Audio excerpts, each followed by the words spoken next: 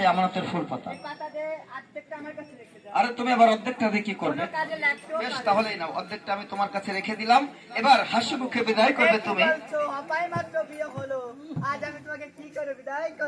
দেখো, তুমি যদি আমাকে বিদায় না করো তাহলে তো আমি জোর করে চলে যাব, কিন্তু তুমি জানো না একটি বারের জন্য আমার মায়ের বেতনি যখন ভালো হবে আমি তোমার কাছে আসব, তোমাকে নিয়ে একটিবার আমি আমার মায়ের কাছে যাব, তাই আমি চলে যাচ্ছি। তুমি আমাকে বিদায় করে দিও, কিন্তু তুমি কখনো আমাকে পিছু ডেকো না।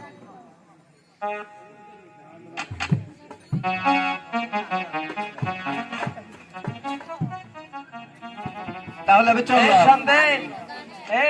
ওর নাইহেলের পেছে যাক, ওরে সারিস না, ওরে সাইডে দিলি বাড়ি দিয়ে কিন্তু তোর কথার মনে থাকবে না। আর বাগেরহাট হরতাল চলতেছে, ওই হরতালের ভিতরে গেলি মরে যাবে, কিন্তু সারি দিস না।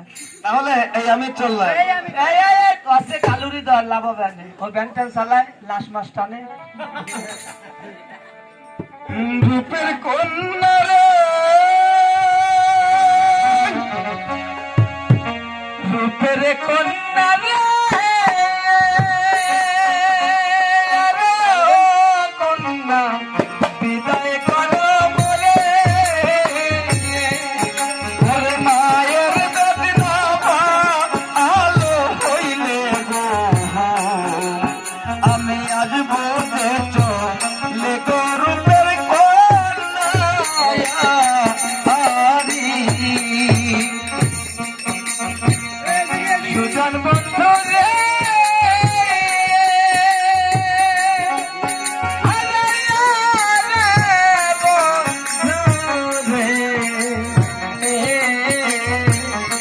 কোন বাজারে থাকো তুমি আমার পাগল বানাইয়া রে, তুমি কোন নারী মন রাখো সুজন যেমন বাঙ্গি খাইতে বালুর মোহরে,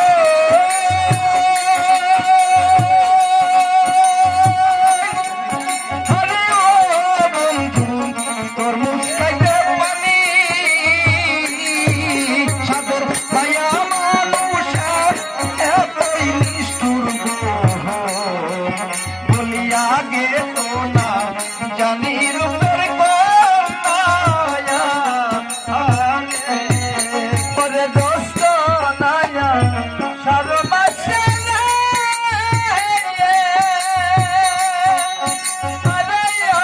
বন্ধু গাঙে দয়া পানি, ওরে আমার কি লহে না মনে ও ভালো খেলছে না গো রানী রূপের কন্যা রে, যেমন তুল গাছে তুল রে, আরে ও বন্ধু তুল বড় ওরে তোমার সাথে প্রেম করিতে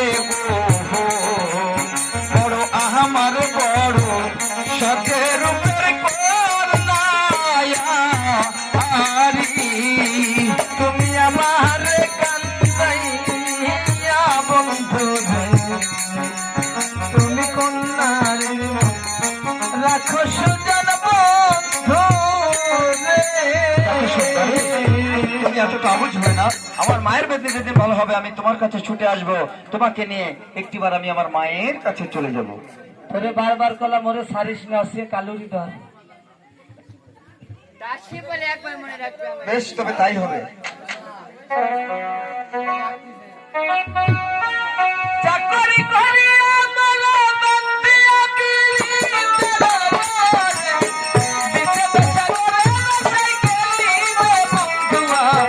সাদা দিলে কাদা লাগাই গেলি, আমার সাদা দিলে কাদা লাগাই গেলি রে বন্ধুয়া, সাদা দিলে কাদা লাগাই গেলি। একটিবার তাকিয়ে দেখো, এই হলো সেই আমানতের ফুল পাতা। এই আমানতের ফুল পাতার কি গুণ আছে তুমি জানো? এই আমানতের পাতার আছে এমনি গুণ, জীবিত হয় 7 দিনের খুন। এই পাতা বাটনা করে যদি দেওয়া হয় ছোড়া, 7 দিনের মৃতদেহ উঠে হয় খাড়া। এটা তুমি একটিবারের জন্য রেখে দাও।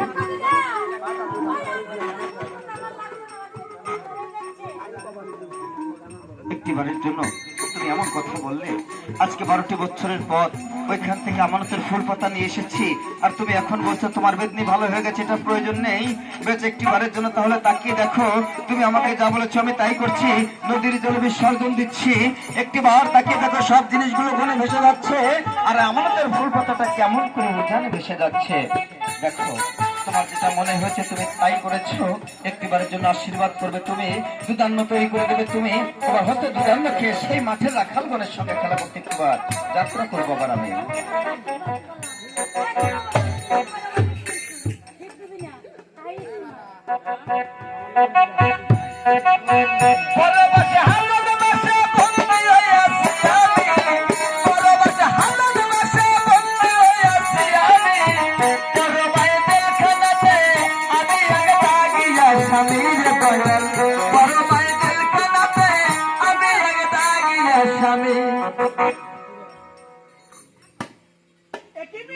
তুমি তাহলে চলে এসেছো?